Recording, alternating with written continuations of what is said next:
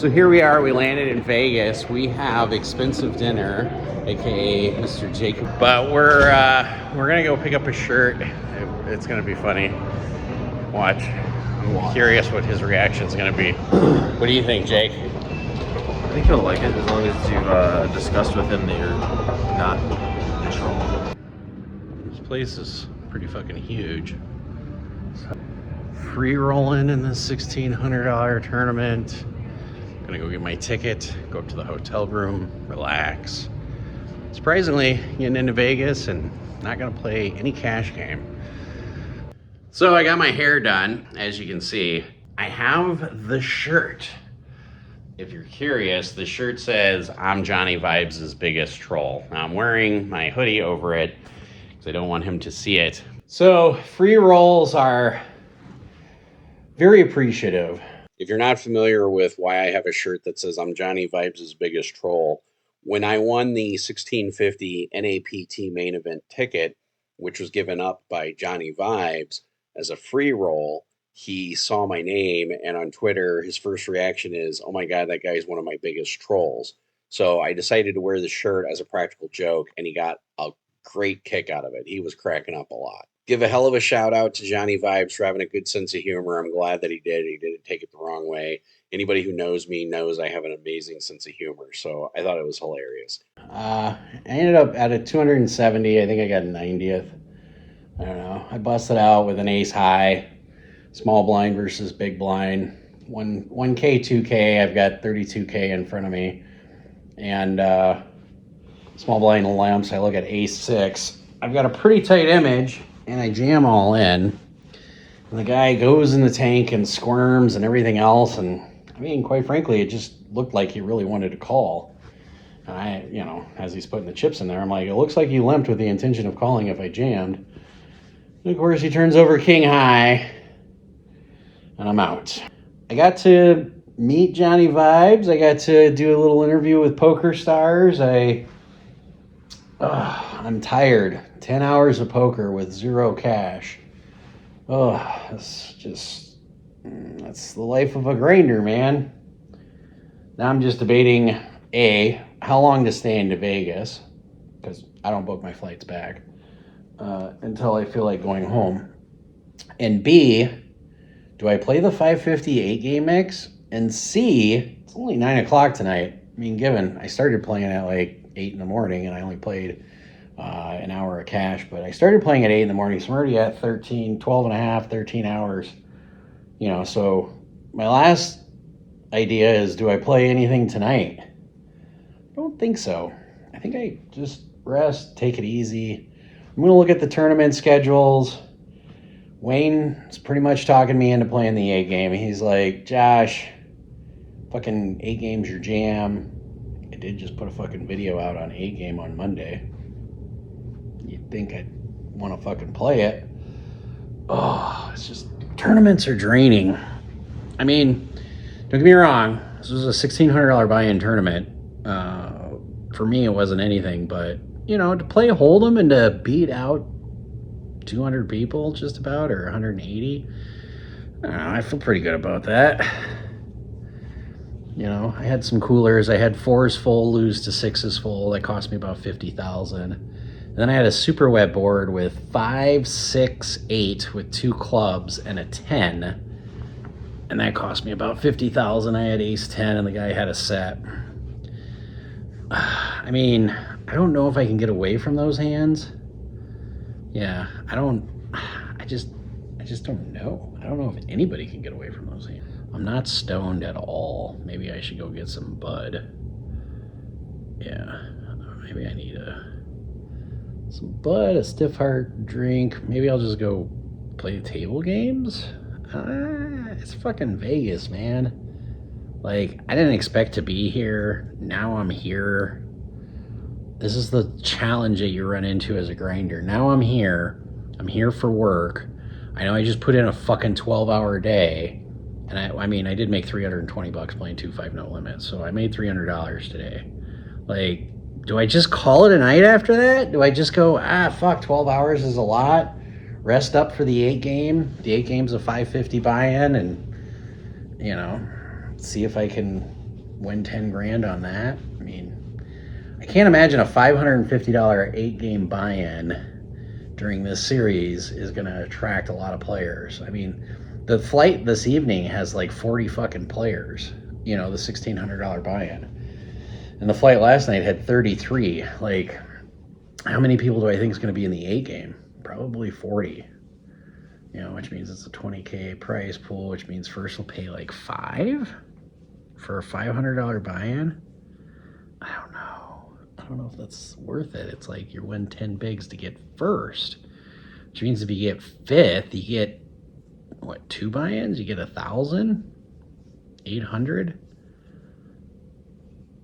Yeah, so like anywhere from 1,000 to play all day. Well, then again, if there's only 50 people, you're not gonna play all day. I don't know. I'm at a fucking crossroads.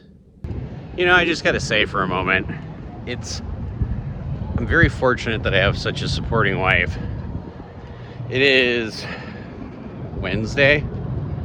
Yeah, I check out of my hotel today because honestly, I didn't know if I was gonna make it to day 2. I did not make it to day 2. Check. So I call my wife. It's like 5 in the morning here, 8 in the morning our time. And I'm like, hey, there's a 5:58 game going today. And I miss you. And she's like, yeah, I miss you too, but 8 games your game. So when you shipped in Florida, we're chopped. So that's what I'm gonna play today. Fuck it. But since it's 5 in the morning and I feel like I have to work, or maybe I don't feel like I have to work, but fuck, I'm in Vegas, I should be working. Why don't we get an old-fashioned vlog out? I'm gonna have about a 4-hour session. I always tell my students, do not give yourself a time limit on a session. So strike one against the old professor, because I shouldn't say 4 hours, but anywhere between 3 and 4 hours. I gotta check out by 11. So if I finish here at like 10 o'clock, right now it's 5 o'clock, that'll give me enough time to have a session. We're gonna have a session here at the Wynn. They have a PLO table going. They had one on the list. That was about 45 minutes ago before I showered and decided to walk across the street.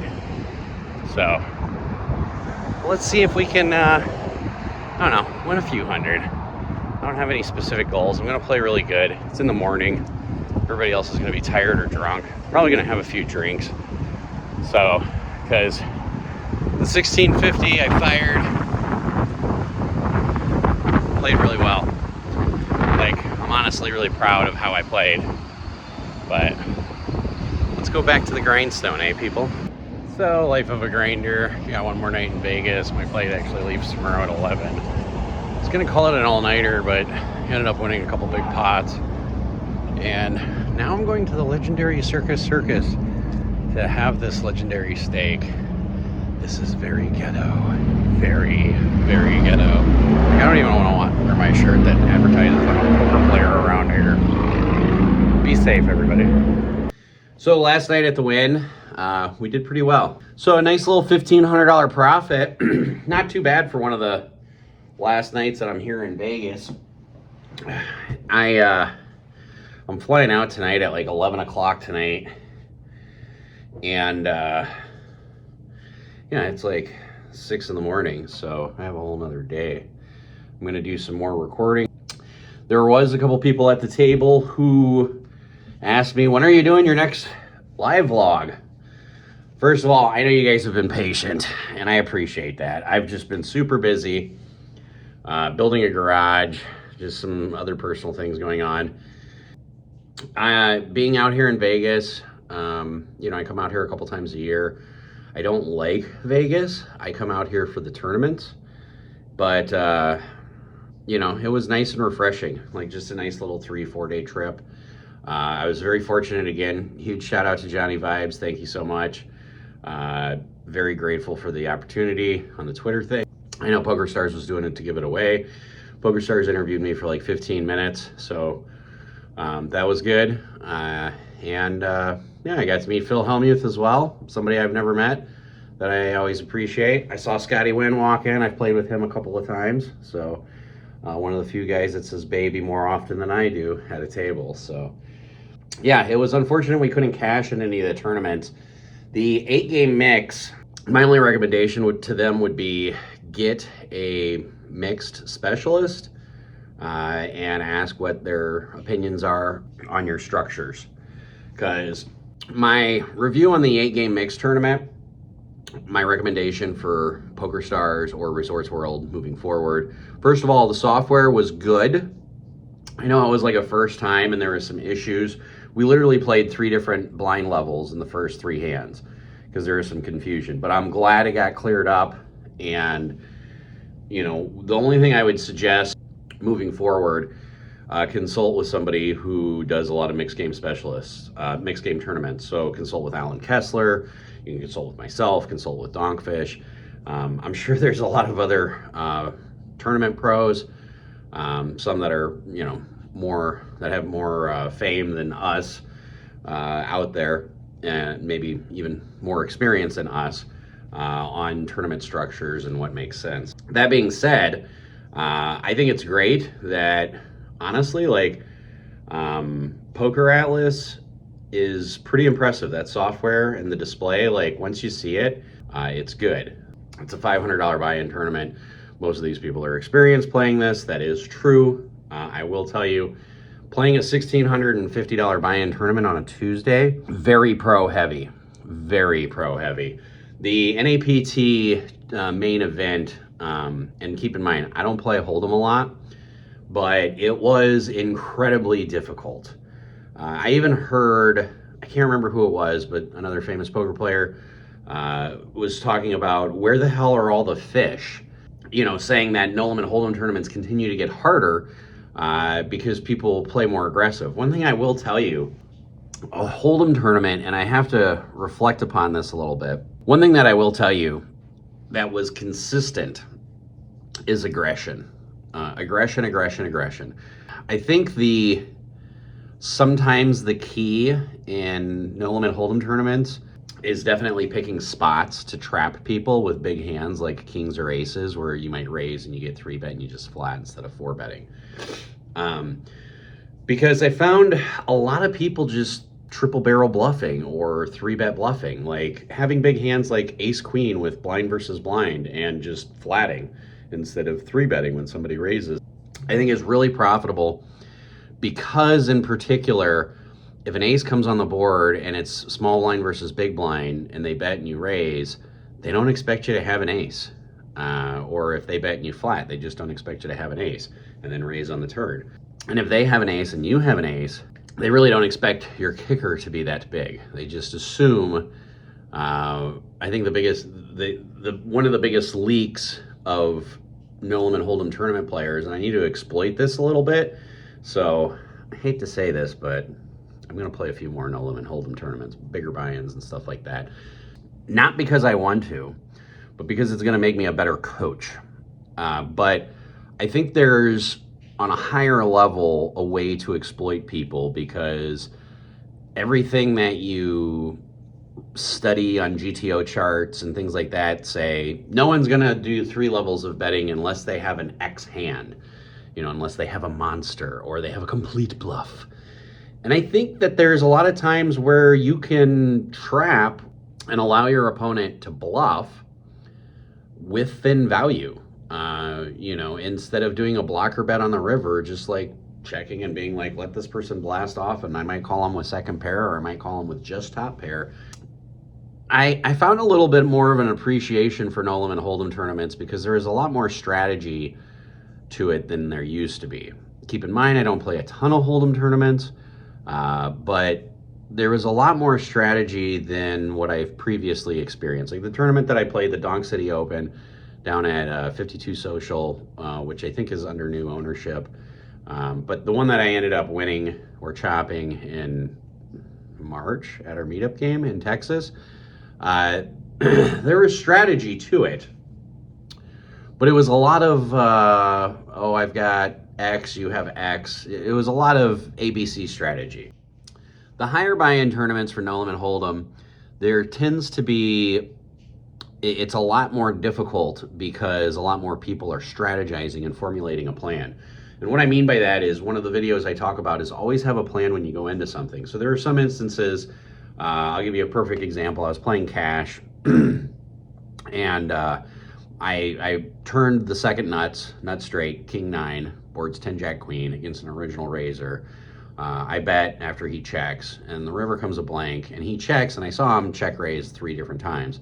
So I bet, and he check raises huge, and I snap call. I beat him in the pot. And he's like, Jesus, you could have at least given me a courtesy tank. And I'm like, I'm used to playing timed games.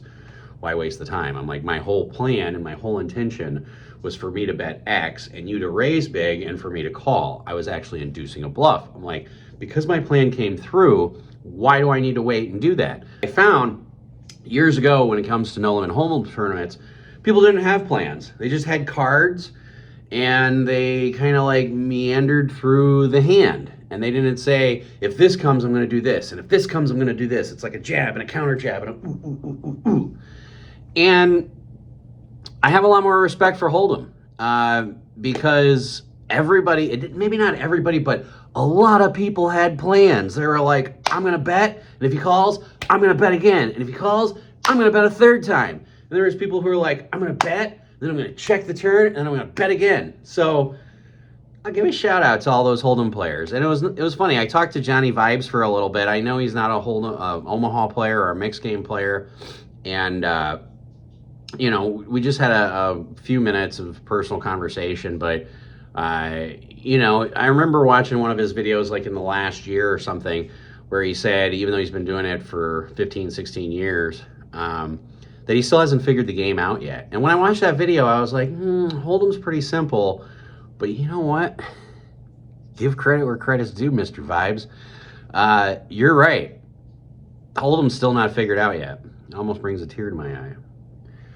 I have a lot more respect for Hold'em players.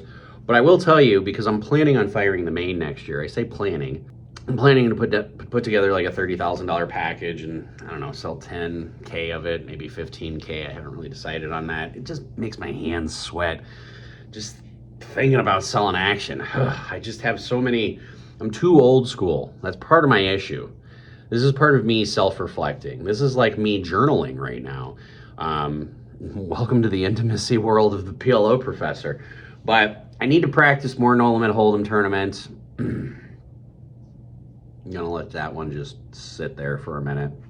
Oh God, I'm gonna play No Limit Hold'em tournaments. I don't know if I'm crying because I'm admitting that or... All right, you guys always get it real from me. So yeah, I'm gonna play some more No Limit Hold'em tournaments. I have to embrace it. I have to just grab it by the horns and go, let's go for a ride. Don't hate me. I'm never going to stop doing PLO or mixed games, ever, ever, ever.